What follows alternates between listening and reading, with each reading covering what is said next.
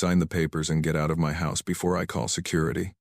The words hit Pamela like a physical blow, each one designed to shatter what remained of her fragile hope. She stood in the marble entryway of the penthouse she'd called home for 3 years, still wearing the cashmere robe Albert had gifted her last Christmas. Her ultrasound photos clutched in shaking hands like evidence of a crime she didn't commit. "Hi, my beautiful family. It's your storyteller here. I know some of you want me to jump straight into the drama, and I hear you, truly. But let me just say this quickly. May today bring you clarity where there's confusion, strength where there's weakness, and love where there's been nothing but pain. You deserve to know your worth, and I pray this story reminds you that no one gets to define your value but you. You are not just passing through. You are family, and family matters deeply to me. So please, hit that like button, drop a comment, and share this with someone who needs to remember that second chances exist, but not always for those who destroy us first. Let's begin. With all my heart.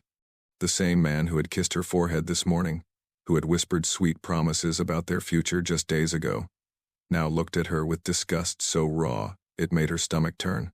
His perfectly tailored suit hung on his athletic frame without a wrinkle, his sharp features composed into a mask of cold indifference, as if the woman standing before him meant nothing at all.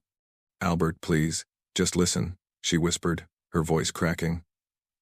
"These are our babies, triplets. You always said you wanted. I wanted a wife, not a walking incubator," he snapped, cutting her off with brutal efficiency.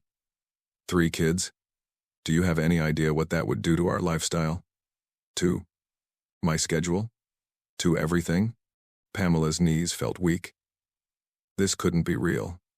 Not after 3 years of marriage, of supporting his ambitions, of standing by him through business scandals and family drama. Not after all the nights he'd held her close and talked about building an empire together. "But you said you loved me," she managed, her vision blurring with tears. His laugh was sharp and humorless. "Love? Pamela, you were convenient. Beautiful enough to show off at galas. Quiet enough not to cause problems. But this?" He gestured dismissively at her stomach, where 3 tiny lives were just beginning. "This is a problem I won't tolerate." She'd seen flashes of this cruelty before when his business deals went south, when his father questioned his decisions, when she dared to voice her own opinions. But always, he'd smoothed it over with expensive gifts and hollow apologies. Now, standing in their home with her world collapsing, the mask was completely off. "I'm offering you $500,000 to take care of this situation," he said coldly, pulling a checkbook from his jacket. "Walk away quietly, and we can both pretend this never happened." The room spun. He was asking her to abort their children, to erase them like mistakes in a ledger. "No." The word came out stronger than she expected. "I'm keeping my babies." His expression hardened into something ugly and unrecognizable. "Then you're keeping them without me. Pack your things and leave. Today. I'll have my lawyers contact you about the divorce." As Pamela stood there, watching the man she'd built her life around turn his back on her without a shred of remorse, something inside her shifted. The pain was still there, raw and consuming. But beneath it grew something else. Something fierce. If Albert thought discarding her would break her, he was about to learn just how wrong he was. 5 years later, he would realize his mistake. But by then, it would be far too late. The apartment was nothing like the penthouse. No marble floors, no floor-to-ceiling windows overlooking the city skyline, no staff to handle every inconvenience. Just a modest 2-bedroom in a quiet neighborhood where the paint was slightly chipped and the heating sometimes rattled at night. But it was hers, truly hers. Pamela stood in the cramped nursery she'd assembled herself, staring at 3 empty cribs lined up side by side. Her back ached from hauling furniture up 2 flights of stairs.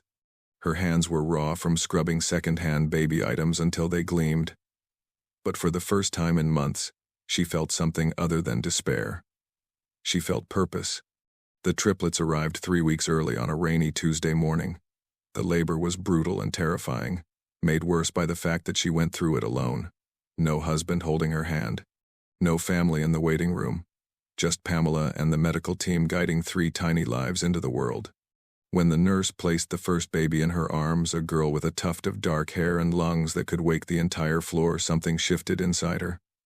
Then came the second, another girl, smaller but just as fierce. Finally, a boy, quiet and watchful even at just minutes old. "You did it, Mama," the nurse said softly, tears in her own eyes. 3 healthy babies. Pamela looked down at the 3 perfect faces, each one a miracle she'd fought to protect, and felt the last pieces of her broken heart begin to knit themselves back together. These children were hers. No one could take them from her. No one could tell her they weren't worth everything. She named them carefully, deliberately, not family names that would tie them to a man who'd rejected them. Names that meant strength, hope, and new beginnings. The first few months were a blur of sleepless nights and endless feedings. 3 babies meant 3 times the diapers, 3 times the crying, 3 times the exhaustion. Pamela learned to function on 2-hour sleep cycles, to heat bottles with one hand while rocking a crying infant with the other, to tell identical cries apart in the darkness. Her savings dwindled faster than she'd anticipated. Baby formula alone cost more than her monthly grocery budget used to be. She watched every penny, bought generic brands, accepted hand-me-down clothes from neighbors she barely knew. Pride was a luxury she couldn't afford anymore. But something else was growing alongside the exhaustion. A fierce determination that surprised even her. Pamela had always loved design. Before marriage, before becoming a trophy wife expected to look beautiful and stay quiet, she'd dreamed of creating spaces that told stories. Now, with 3 babies sleeping in the next room and bills stacking up on the kitchen counter, that dream became a lifeline. She started small. A neighbor needed help redesigning a cramped living room.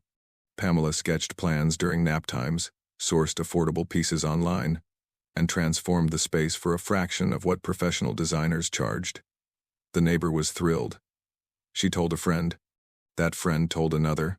Word spread slowly but steadily. Pamela built a portfolio using her phone camera and free editing software. She created a simple website during midnight feeding sessions, the glow of her laptop illuminating the nursery while her babies slept.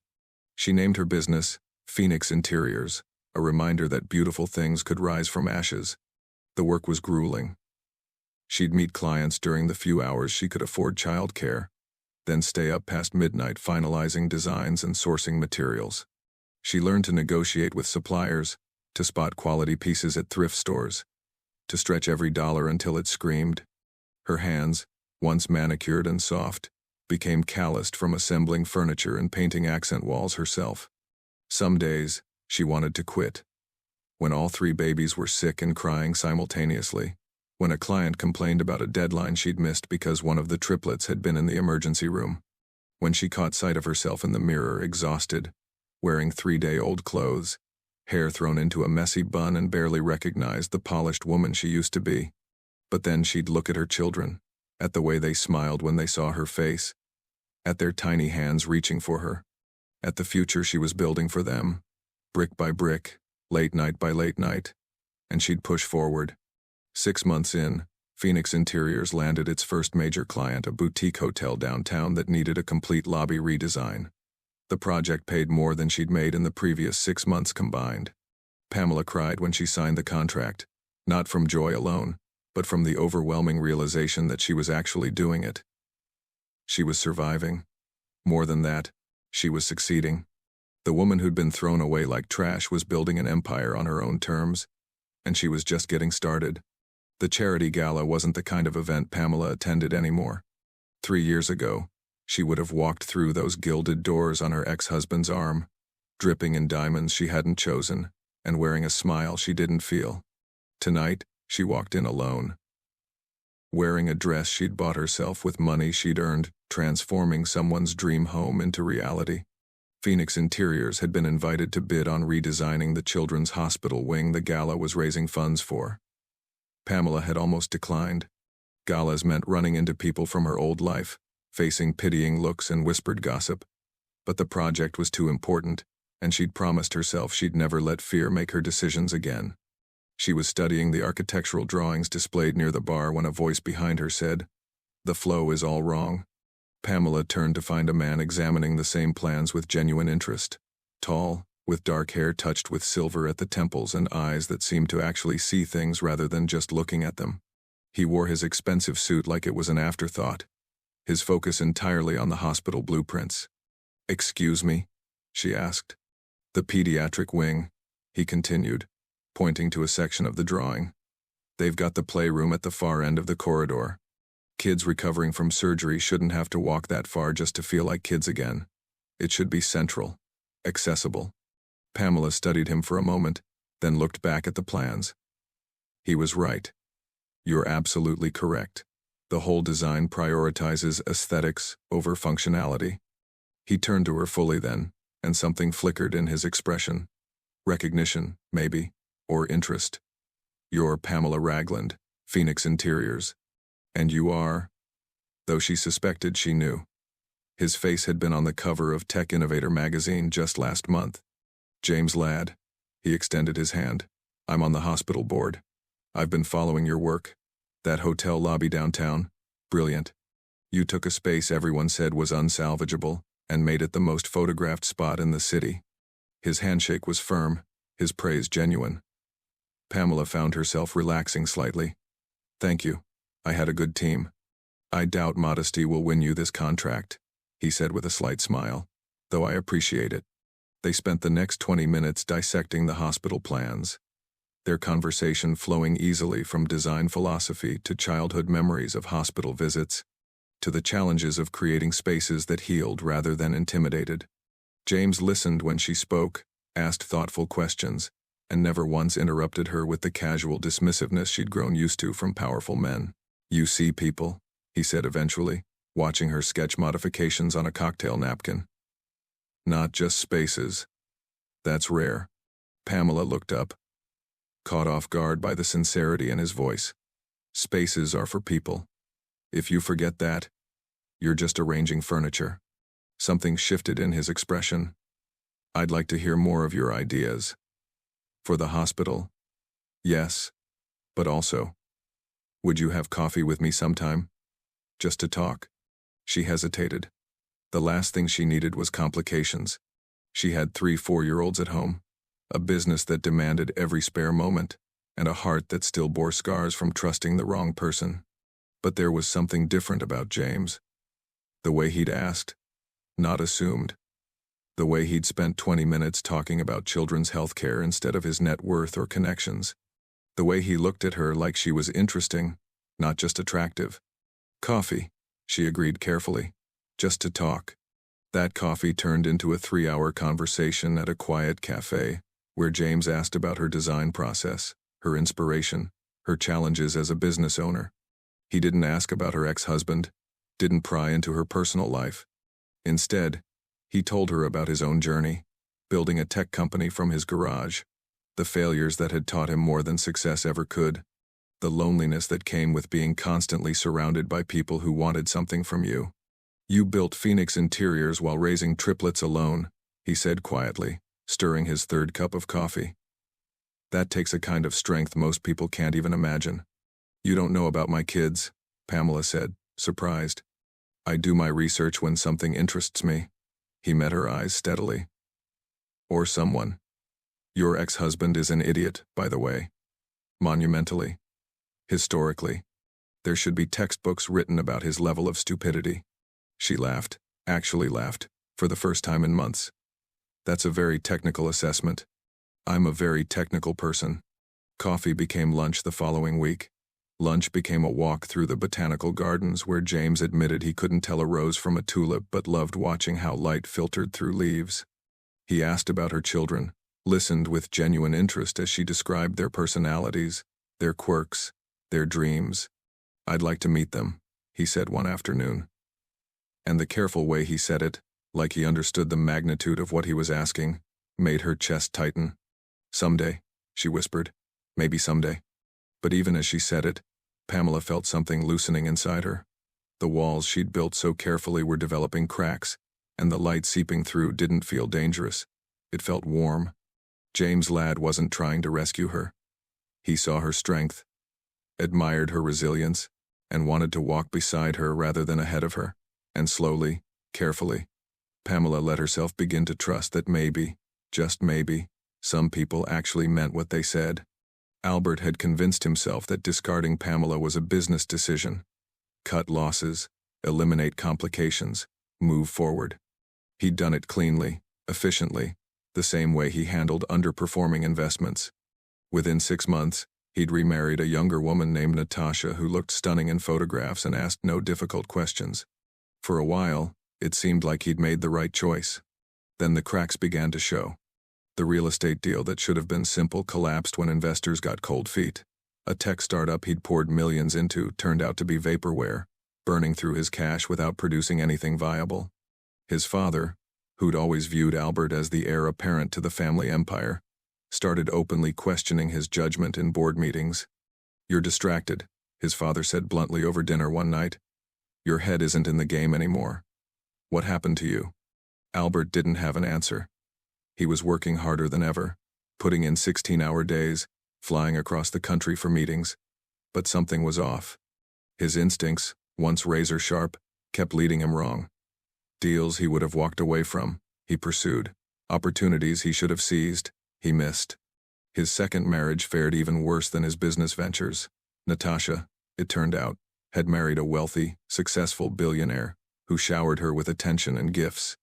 The man who came home exhausted and irritable, who snapped at her over minor things, who spent more time staring at his phone than talking to her, wasn't what she'd signed up for. "You're never here," she complained, though they were standing in the same room. "Even when you're physically present, you're somewhere else." She wasn't wrong. Albert found his mind wandering during conversations, during meetings, during the intimate moments that were supposed to reconnect them. He'd catch himself wondering strange things, whether triplets were hard to raise, whether they'd have his eyes or Pamela's smile, whether they even existed, or if Pamela had taken his suggestion. And he'd shake himself out of those thoughts, angry at his own weakness. He'd made his choice. He'd moved on. Then he saw the magazine. It was sitting on a coffee table in his attorney's waiting room. Business Elite Monthly. The cover featuring successful entrepreneurs reshaping their industries. And there, in the bottom corner, a smaller headline, "Phoenix Rising." How one woman built a design empire from scratch. The photograph made his chest tighten. Pamela, standing in front of a gorgeously renovated space, wearing a sharp business suit and a confident smile he'd never seen during their marriage. She looked powerful, accomplished, happy. He grabbed the magazine, flipping to the article with hands that trembled slightly. Pamela Raglan's journey from rock bottom to the top of the design world is nothing short of remarkable. Just 5 years ago, she was starting over with nothing. Today, Phoenix Interiors has transformed over 200 spaces, with a client list that reads like a who's who of the city's elite. But perhaps most impressive is that she's done it all while raising triplets as a single mother. Triplets. She'd kept them. His children existed, were thriving, and he'd never met them. The article continued with glowing descriptions of her work, her vision, her strength. There were photos of her children, 3 beautiful 4-year-olds with bright smiles and his mother's eyes. His mother, who'd died when he was young, who he barely remembered but whose photographs looked eerily similar to these kids. Albert sat in that waiting room for 20 minutes, missing his appointment entirely, staring at images of a life he'd thrown away. After that, he couldn't stop seeing her. Phoenix Interiors was everywhere, it seemed. Featured in design magazines, mentioned in business podcasts. Her name came up at a charity event where someone praised the hospital redesign she was spearheading. "She's brilliant," a colleague said, "and apparently just started dating James Ladd." Can you imagine? That guy's worth more than all of us combined. James Ladd, the tech mogul who'd recently outbid Albert on a major acquisition. The man whose face appeared on Forbes covers with annoying regularity. The billionaire everyone wanted to work with, befriend, or become. Jealousy, sharp and acidic, burned through Albert's chest. He started following Pamela's social media not obsessively, he told himself, just staying informed. Phoenix Interiors posted project reveals, client testimonials, behind-the-scenes glimpses of their process. Occasionally, there were carefully curated photos of Pamela at industry events, always professional, always poised. And increasingly, James Ladd appeared beside her. Not in a showy way, but in photos where he was clearly present, clearly interested, clearly treating her like she mattered. Albert's own life continued its downward spiral. 2 more business deals fell through. Natasha filed for separation, citing irreconcilable differences and his emotional unavailability. His father removed him from a key position in the family company, promoting a cousin instead. "You've lost your edge," his father said, not unkindly but firmly. "Whatever's eating at you, fix it. Because right now, you're a liability." Albert sat alone in the penthouse that used to feel like a palace but now felt like a mausoleum. Empty, cold, filled with expensive things that meant nothing. He pulled up the article on his phone for the 100th time, staring at Pamela's smile, at the children he'd rejected, at the life he'd destroyed because he'd been too proud and too foolish to see what actually mattered. For the first time since he'd thrown her out, Albert allowed himself to feel the full weight of his mistake. And it was crushing. The obsession started small. A quick search of Phoenix Interior's website. A glance at their Instagram feed. Harmless curiosity, Albert told himself. Just keeping tabs on someone he used to know. But within weeks, checking Pamela's progress became part of his daily routine. He'd scroll through project photos while his coffee grew cold, studying the spaces she'd transformed, reading client testimonials that praised not just her design skills but her warmth, her professionalism, her ability to understand what people truly needed. The woman in those photos bore little resemblance to the wife he'd discarded. That Pamela had been polished but subdued, always perfectly dressed but somehow invisible in a room full of people. This version radiated confidence and purpose. She'd found herself after he'd thrown her away, and the realization made him physically ill. The worst moments came late at night, alone in his penthouse with a glass of whiskey he wasn't enjoying. He'd pull up photos of the Triplets' publicly available images from Phoenix Interior's family-friendly event sponsorships. 3 beautiful children with his mother's features and Pamela's gentle expressions. They looked happy, whole, like they'd never needed him at all. His daughter had Pamela's smile. His son had his own stubborn chin. The other daughter had eyes that reminded him of family photos from generations back. These were his children, carrying his bloodline, growing up without knowing his name. And whose fault was that? Albert started drafting messages he never sent. Apologies that sounded hollow even to his own ears. Explanations that crumbled under the weight of his actions. How do you tell someone you destroyed their life because you were too selfish to imagine being inconvenienced? How do you apologize for treating your own children like burdens before they were even born? His father noticed the change. "You're getting worse, not better," he said bluntly over dinner at the club. "I've seen men lose everything before, but at least they fought. You're just giving up." "I made a mistake," Albert said quietly. "We all make mistakes. The question is what you do about them." But what could he do?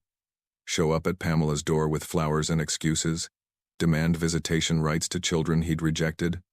Force his way back into a life that had healed in his absence? Then the engagement announcement appeared. Not on social media, Pamela was too private for that, but through industry connections who couldn't stop talking about it. James Ladd, tech billionaire and the most eligible bachelor on the West Coast, had proposed to Pamela at a private dinner overlooking the bay. Albert saw the photos someone had leaked to a gossip site. Pamela, radiant in a simple dress, showing off a ring that made his own gifts look cheap by comparison. James beside her, looking at her like she'd hung the moon. And in the background, 3 children laughing, completely at ease with the man who would become their stepfather. The man who would be there for every milestone Albert would miss, every soccer game, every school play, every moment that mattered. James would tuck them in at night, help with homework, teach them to ride bikes. He'd be the father Albert had refused to become. Jealousy wasn't adequate to describe what Albert felt. It was grief, rage, and self-loathing, wrapped together so tightly he couldn't separate them. He'd thrown away everything that mattered for what? A lifestyle he didn't even enjoy anymore. Business success that felt increasingly hollow. The approval of people he didn't respect. He attended a tech conference where James was the keynote speaker, unable to help himself. Watched from the back of the room as the man discussed innovation, disruption, and the importance of work-life balance. James mentioned his soon-to-be wife and stepchildren with genuine affection, talking about how they'd taught him what truly mattered. "I used to measure success by net worth and market share," James said to the captivated audience. "Then I met someone who measured it by the lives she'd touched, the spaces she'd transformed, the family she'd built from nothing. She taught me that real wealth isn't what you accumulate. It's what you create, what you nurture, what you leave behind." The room erupted in applause. Albert felt like he might be sick. He started following their movements through industry channels and mutual connections. Pamela and James were everywhere, it seemed. Charity galas, business conferences, design showcases. Always together, always comfortable, always looking like they belonged in each other's orbit. Phoenix Interiors continued expanding. Pamela opened a second office, hired more designers, took on increasingly prestigious projects. She was building an empire while raising 3 children and planning a wedding. She was everything Albert had once claimed she could never be, doing everything he'd insisted was impossible. And she was doing it all without him. Late one night, after too much whiskey and too many hours staring at photos of a life he'd destroyed, Albert finally admitted the truth to himself. He didn't just regret his decision. He was haunted by it. The ghosts of what might have been followed him everywhere, phantom children calling him dad, a wife who actually loved him, a family that made success meaningful rather than empty. But regret couldn't change the past, and wanting something back didn't mean you deserved it. Still, as Albert sat alone in his cold, perfect penthouse, surrounded by expensive things that brought no comfort, he couldn't stop himself from wanting the impossible. He wanted Pamela back. He wanted his children. He wanted a second chance at the life he'd thrown away like garbage. The question was, would she ever give him one? James didn't just date Pamela. He courted her entire world. The first time he met the triplets, he brought 3 telescopes, not expensive, flashy ones, but sturdy beginner models perfect for small hands. "I heard you all like asking questions about everything," he said, kneeling to their eye level in Pamela's living room. "Figured we could find some answers together." Space has a lot of them. The children, naturally suspicious of any man entering their mother's life, studied him with identical skeptical expressions. But when James set up the telescopes in the backyard that evening and showed them how to find Jupiter, how to trace constellations, how to understand that the light they were seeing had traveled for years to reach their eyes, something shifted. "Can we see tomorrow too?" her son asked, the first to crack. "If your mom says it's okay," James replied, glancing at Pamela with a question in his eyes rather than an assumption. That became their pattern. James never assumed. He asked. He waited. He respected that these children had a mother who'd fought fiercely to protect them, and he had no intention of disrupting what she'd built. Over the following months, James integrated himself into their lives with the patience of someone who understood that trust was earned, not demanded. He showed up to school plays and sat in the back, not making a fuss. He helped with homework, admitting freely when he didn't know an answer, and learning alongside them. He remembered which daughter hated olives and which son couldn't sleep without his stuffed dinosaur. "You're good at this," Pamela said one evening, watching him help the triplets build an elaborate blanket fort in the living room. "At what? Structural engineering?" James grinned from under a precariously balanced cushion. "At being present. At actually caring." His expression grew serious. "These are incredible kids, Pamela. How could I not care?" But it wasn't just the children. James and Pamela discovered they worked together as seamlessly in business as they did in life. When Phoenix Interiors needed technology integration for smart home features, James connected her with his best developers. When his company needed office redesigns that would inspire creativity rather than sterile productivity, Pamela transformed their spaces into environments people actually wanted to work in. They collaborated on a project for a children's hospital, James providing the technology for interactive therapy rooms while Pamela designed spaces that felt magical rather than medical. The project won awards and, more importantly, brought joy to kids fighting battles too big for their small shoulders. "We make a good team," James said at the award ceremony, his hand finding hers under the table. "We do," Pamela agreed, realizing with quiet wonder that partnership didn't have to mean losing yourself. With the right person, it meant becoming more. The proposal came 6 months later, not at a fancy restaurant or public spectacle, but in her backyard, after the triplets had gone to bed. They were sitting on the porch swing, watching fireflies dance across the lawn, when James pulled out a simple velvet box. "I know this might seem fast," he began, "and I know you've been hurt before. But Pamela, I don't want to waste time pretending I'm not completely certain about this. About you. About us. About building a life with you and those 3 amazing kids who've somehow decided I'm tolerable." Pamela's eyes filled with tears. "They more than tolerate you. They love you." "Do you?" he asked softly. "Love me enough to take a chance on us?" "Yes," she whispered, and meant it with every piece of her reconstructed heart. The wedding was intimate, held in the botanical gardens where they'd had one of their first real conversations. The triplets served as the wedding party, beaming with pride in their formal attire. Pamela wore a dress she'd chosen herself, not to impress anyone but because it made her feel beautiful. As James slipped the ring on her finger, promising to honor, respect, and partner with her through everything life brought, Pamela felt the final weight of her past lift away. This was what marriage was supposed to be: equal, supportive, built on genuine respect, rather than ownership. Their honeymoon was a family affair, a week at a beach house where James taught the kids to surf while Pamela actually relaxed for the first time in 5 years. Watching her new husband patiently steady her daughter on a surfboard, celebrating every small victory like it was monumental, Pamela understood what she'd been missing in her first marriage.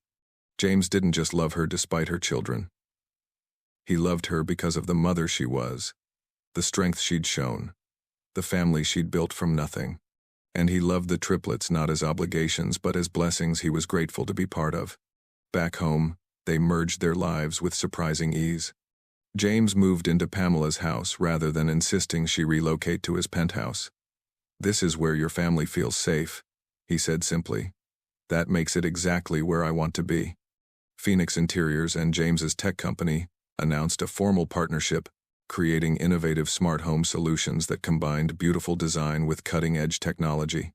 The collaboration was featured in major business publications, with analysts calling it one of the most promising partnerships in their respective industries. But the real success wasn't measured in revenue or press coverage. It was measured in morning chaos as 5 people fought for bathroom time, in family dinners where everyone actually talked and listened, in bedtime stories James read with different voices for each character, in the way Pamela's daughters started calling him Dad without anyone asking them to. One evening, as they stood together watching the triplets play in the backyard, James pulled Pamela close. "Thank you," he said quietly. "For what?" "For letting me be part of this. For taking a chance on someone new. For showing me what family actually means." Pamela leaned into him, watching her children laugh in the golden evening light. 5 years ago, she'd been broken, discarded, convinced her life was over. Now she stood in the center of everything she'd built: a thriving business, a loving marriage, a family that chose joy over bitterness. "No," she said softly. "Thank you for seeing me, all of me." This was her second chance, and this time, she'd chosen wisely. The charity gala was Phoenix Interior's biggest event of the year. Pamela and James were co-hosting a fundraiser for the children's hospital redesign they'd championed together, with 500 guests, live entertainment, and enough press coverage to make it a career-defining moment. Albert hadn't been invited. He came anyway. He'd purchased a ticket through a shell corporation, dressed in his most expensive suit, and told himself he just needed to see her one more time, to explain, to apologize, to somehow make her understand that he'd made a terrible mistake and spent every day since regretting it. The ballroom was stunning. Pamela's design work was evident everywhere, elegant without being cold, luxurious without being wasteful, every detail purposeful. She'd transformed the space into something that felt both sophisticated and welcoming. Exactly the kind of environment that made Phoenix Interiors so sought after. And there she was, standing near the stage with James, both of them radiant. Pamela wore a midnight blue gown that made her look like royalty, her confidence evident in every gesture. James stood beside her with his hand resting lightly on her back, protective but not possessive. They moved through the crowd together, greeting guests, laughing at shared jokes, completely in sync. Albert watched from the bar, nursing a whiskey he couldn't taste, jealousy and regret churning in his stomach. That should be him. That should be his life, his wife, his partnership. He'd thrown it all away, and watching someone else live his dream was torture. The triplets appeared, dressed formally and beaming with excitement. They flanked James and Pamela like they belonged there, because they did. His children, 5 years old now, with personalities he'd never know, and inside jokes he wasn't part of. The girl with Pamela's smile laughed at something James whispered, and the sight made Albert's chest physically ache. He waited until the formal speeches ended and guests dispersed into smaller conversations. Then, with liquid courage and desperation fueling him, Albert approached. Pamela saw him first. Her expression shifted from relaxed joy to something cold and guarded in an instant. James noticed immediately, stepping slightly forward, reading the threat in her body language. "Pamela," Albert said, his voice rough. "I need to talk to you." "No, you don't." Her voice was ice. "You need to leave. You weren't invited. Please, just 5 minutes. That's all I'm asking." James moved closer, his expression hardening. The lady said no. "I suggest you respect that. This doesn't concern you."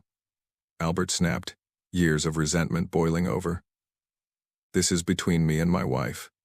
"Ex-wife," Pamela corrected sharply. "And James is my husband. Anything you want to say to me, you can say in front of him." The words struck like physical blows. Husband. They were married. Actually married. The ring on her finger, which he'd been trying not to look at all evening, glinted in the ambient light. Final, permanent, done. "I made a mistake," Albert said, the words tumbling out desperately. 5 years ago, I was an idiot. I was scared and selfish, and I threw away the best thing that ever happened to me. Pamela, I'm sorry. I'm so incredibly sorry." "You're sorry." Pamela's laugh was bitter. "You threw me out when I was pregnant. You offered me money to abort our children. You treated me like trash, and now you're sorry?" Guests were starting to notice. Conversations quieted. Phones appeared, discreetly recording. This was about to become a spectacle, and Albert didn't care. He was drowning, and apologies were the only lifeline he had. "I know I don't deserve forgiveness, but those are my children, Pamela. I have rights. I want to be part of their lives. I want to fix this." "Your children?" Pamela's voice rose, sharp with fury. "You gave up any claim to them the day you kicked me out. They don't know you. They don't need you. And they certainly don't need a father who shows up 5 years late with empty apologies and legal threats." "Pamela, please." Albert's voice cracked. He was begging now, all pride abandoned. "I'll do anything. Counseling. Whatever you want. Just give me a chance. Let me meet them. Let me try to make this right." James stepped fully between them, his voice quiet but carrying unmistakable authority. "You need to leave. Now. Before security escorts you out. This isn't your family." Albert shouted, composure finally shattering. "Those are my kids. She's supposed to be my wife.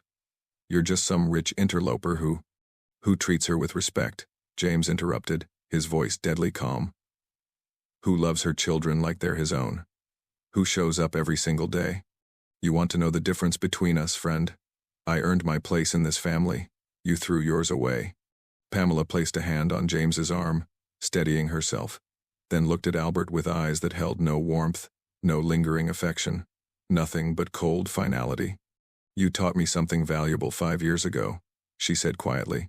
"You taught me that I'm stronger than I ever knew, that I could survive being destroyed and build something beautiful from the ashes, that I deserved better than a man who treated me like a possession he could discard when I became inconvenient." She stepped closer, her voice dropping so only Albert could hear her next words. "I've moved on. I'm happy.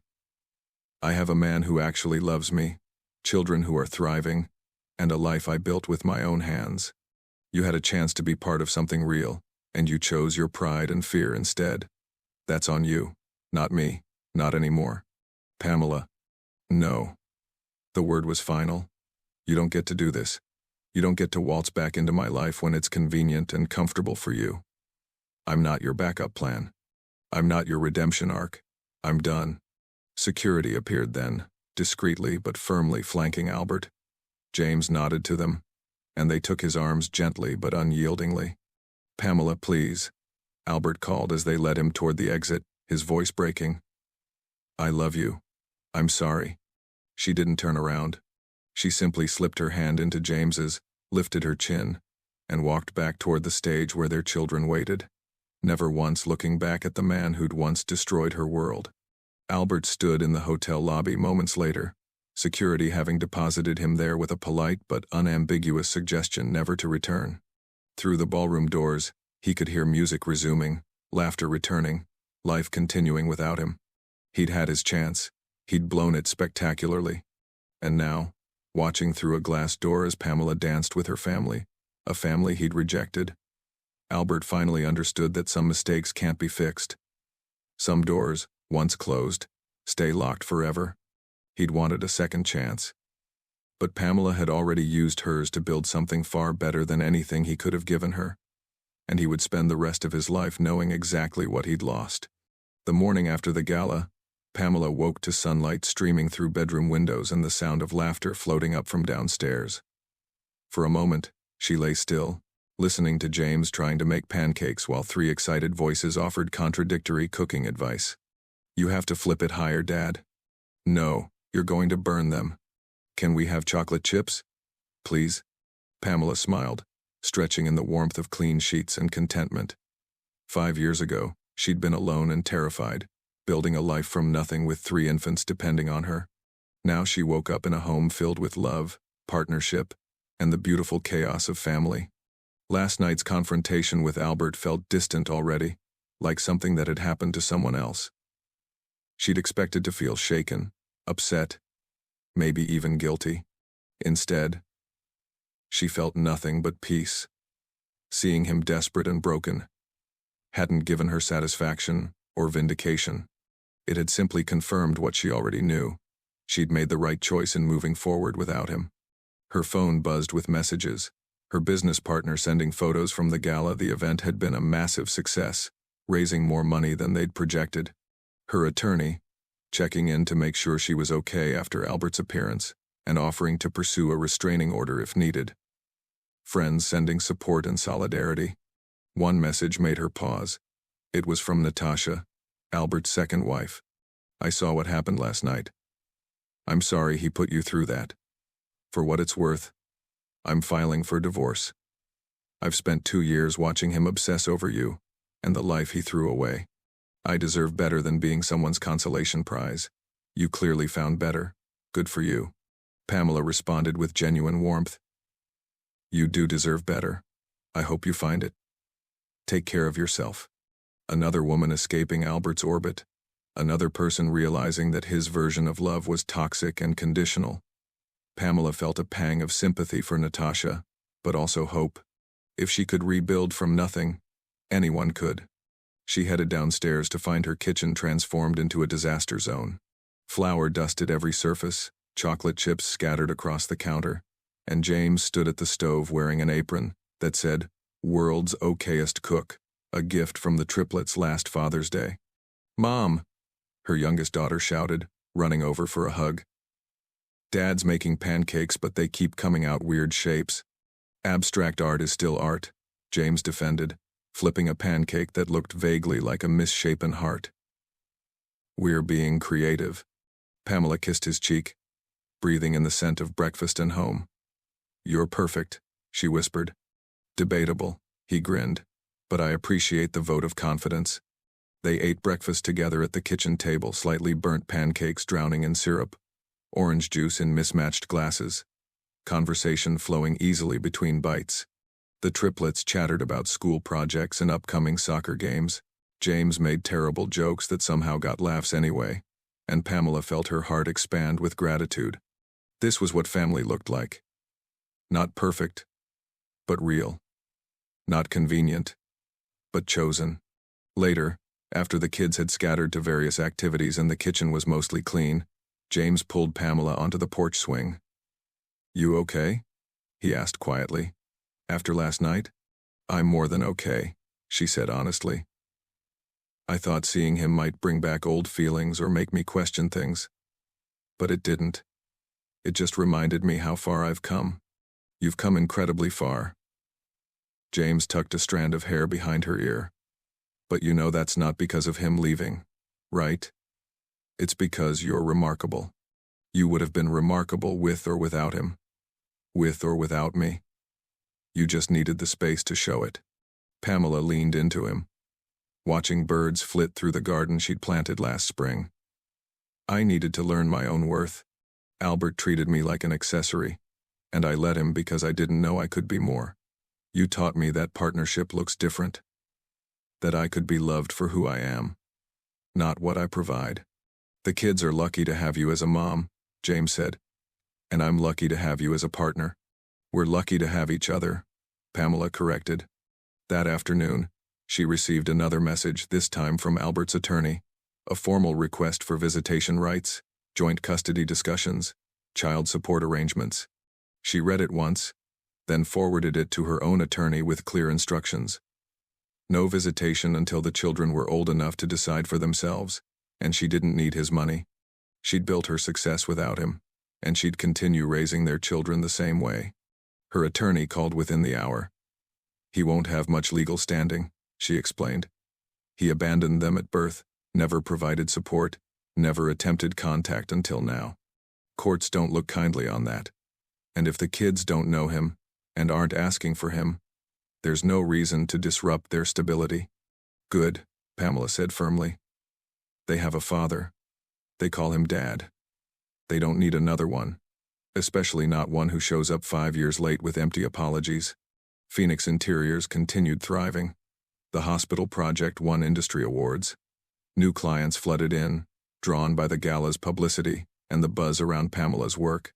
She hired more staff, opened a third office, started mentoring young designers who reminded her of herself years ago, talented but unsure, brilliant but underestimated. The triplets grew taller, louder, more confident. They excelled in school, made friends easily, and showed no signs of the trauma that might have marked children from broken homes.